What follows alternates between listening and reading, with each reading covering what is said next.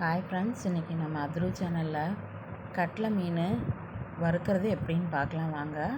கடையிலே க்ளீன் பண்ணி வாங்கிட்டு வந்திருக்கோம். அதை மிளகா எப்படி பரட்டி வறுக்கிறதுன்னு பார்க்க போகிறோம். இன்றைக்கி பாருங்கள், 1/2 கிலோ கட்லை மீன் வாங்கியிருக்கிறோம். ஒரே மீன் தான். அதை இந்த மாதிரி கடையிலேயே கட் பண்ணி க்ளீன் பண்ணி கொடுத்துட்டாங்க. அதெல்லாம் முட்டையோடு இருக்குது. பாருங்கள், நான் வீட்டில் கொண்டு வந்து நல்லா சுத்தமாக கழுவி தண்ணி வடிய வச்சு எடுத்திருக்கேன். இதுக்கு நம்ம மசால் பரட்ட போகிறோம். அது எப்படி பரட்டுறதுன்னு நம்ம பார்க்கலாம். என்னெல்லாம் தேவைங்கிறத நம்ம பார்த்துருவோம் வாங்க. நமக்கு அதுக்கு தேவையான பொருள்: மஞ்சத்தூள், குருமிளகு பொடி, பச்சை மிளகா 2 பச்சை மிளகா 4 கட் பண்ணி வச்சுருக்கேன், மிளகாப்பொடி, உப்பு, ஒரு லெமன். இது எல்லாத்தையுமே நம்ம மிக்ஸ் பண்ண போகிறோம். இது எல்லாத்தையும் போட்டு ஒன்றா மிக்ஸ் பண்ணி பாருங்கள், இந்த மாதிரி கொண்டு வந்து பேஸ்ட்டு பார்த்து கொண்டு வந்துடணும். மீன்லேயே நம்ம தண்ணி இருக்கிறதுனால நம்ம இதில் பேஸ்ட்டில் நான் தண்ணி ஊற்றலை, இந்த லெமன் தான் ஊற்றிருக்கேன். லெமன் அந்த பேஸ்ட்டை நம்ம இந்த மாதிரி எல்லாம் வச்சு தடவி தடவி தடவி பெரட்டி அப்படியே வச்சிடணும். இடையில பச்சை மிளகா வருவாங்க, ஃப்ளேவர் நல்லாயிருக்கும். எல்லாம் கருவேப்பிலையும் போட்டுக்கலாம். இந்த மாதிரி எல்லாம் போட்டு பெரட்டி இந்த மாதிரி ஒரு 1/2 மணி நேரம் நம்ம நல்லா ஊற வச்சிடணும். அதே ஒரு பவுலில் போட்டு நான் மூடி ஃப்ரிட்ஜில் வைக்கிறதுனா வைக்கலாம், இல்லை வெளியே வைக்கிறதுனாலும் வைக்கலாம், ஒன்றும் பிரச்சனை கிடையாது. நம்ம நல்லா தண்ணி வடிய விட்டுருக்கிறதுனால இதில் தண்ணி வராது. நம்ம தண்ணி வடிய விடாமல் நம்ம எடுத்தோம்னா இந்த மிளகா பட்டினதுலேருந்து எல்லாம் தண்ணி வடிஞ்சு இந்த மிளகா பூரா தண்ணி மாதிரி போயிடும். அதனால் நல்லா தண்ணி வடிய விடணும்.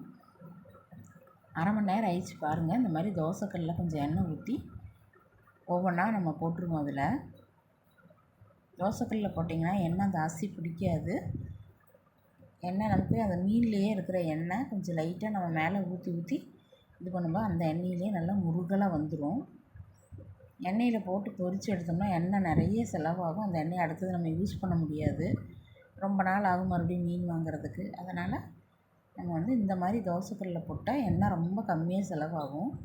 நம்ம தேவையான அளவுக்கு ஸ்பூனில் எடுத்து கொஞ்சம் கொஞ்சமாக நம்ம ஊற்றிக்கலாம். இந்த மாதிரி எல்லா மீனையும் நான் தோசைக்கல்லில் போட்டு சுற்றும் நம்ம கொஞ்சம் எண்ணெய் ஊற்றி விட்ருவோம். இந்த அளவுக்கு போட்டுட்டு அடுப்பு ரொம்ப ஃபுல்லில் வச்சோன்னா கரிஞ்சிடும். அதனால் தோசைக்கல் நல்லா சூடாகிடுச்சு. அதனால் அடுப்பை சிம்லேயே வச்சிடலாம்.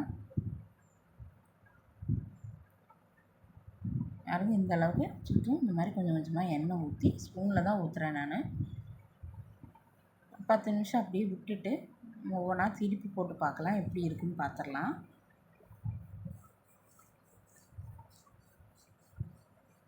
அடியில் நல்லா வெந்திருக்கும். இப்போ ஒவ்வொன்றா திருப்பி போடுவோம். பாருங்கள், எல்லா பக்கம் ஒரே மாதிரி வெந்து நல்லா முருகலாக வருது பாருங்கள், ரோஸ்ட் மாதிரி வருது பாருங்கள், நல்லாயிருக்கும்.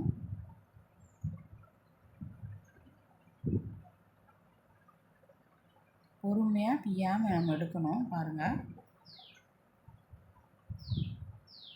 நல்லா சூப்பராக வந்துருக்கு பாருங்கள்.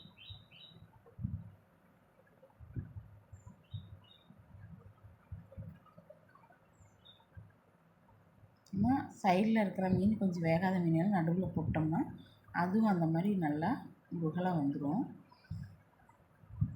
அதே மாதிரி ஒரு 10 நிமிஷம் நம்ம சிம்லேயே அதுவும் வேகட்டும். வேகாத மாத்திரம் திருப்பி திருப்பி போட்டு நம்ம வேக வைக்கலாம். சூப்பராக வந்துடுச்சு. நீங்கள் தயிர் சாதத்துக்கு, ரச சாதத்துக்கு எல்லாமே சூப்பராக இருக்கும் இந்த மீன். இந்த மெத்தடில் ட்ரை பண்ணி பாருங்கள். எப்பவுமே மிளகாப்பொடி மஞ்சப்பொடி போட்டு நம்ம இது பண்ணுவோம், வெங்காயம் போட்டு அரைச்சி ஊற்றி இது பண்ணுவாங்க. இந்த மாதிரி நீங்கள் பண்ணி பாருங்கள், சூப்பர் டேஸ்ட்டாக இருக்குங்க. இல்லை காரசாரம் சொட்டுக்குன்னு இருக்கும். 10 நிமிஷம் நல்லா விட்டுறலாம். அதில் லேசாக நம்ம குருமிளகு பொடி ஏற்கனவே நம்ம போட்டிருக்கோம். ஆனால் மேலே நீங்கள் போடும்போது அந்த குருமிளகோட ஃப்ளேவருக்கு நல்லா டேஸ்ட்டாக இருக்கும். அப்படி லைட்டாக மேலே அப்படி போட்டு விட்டால் போதும். இனி நம்ம திருப்பி போட போகிறதில்ல, வேகாத மாத்திரம் தான் நம்ம திருப்பி போடுவோம். பாருங்கள், இந்த மாதிரி சூப்பராக நல்லா ரோஸ்ட் மாதிரி வந்துருச்சு. சூப்பராக கட்லை மீன் ஃப்ரை ரெடி ஆயிடுச்சு. இந்த மெத்தட்லேயே ட்ரை பண்ணி பாருங்கள், சூப்பராக இருக்கும். இந்த வீடியோ உங்களுக்கு பிடிச்சிருந்தா லைக் பண்ணுங்கள், ஷேர் பண்ணுங்கள், சப்ஸ்கிரைப் பண்ணுங்கள். அத்ரு சேனலை நீங்கள் ஃபஸ்ட் டைம் பார்க்குறவங்களா இருந்தால் சப்ஸ்கிரைப் பண்ணி பக்கத்தில் இருக்கிற ஆளுங்கிற பெல் பட்டன் அமுத்துங்க. அப்போ தான் என்னோடய வீடியோ உடனுக்குடன் பார்க்க முடியும்.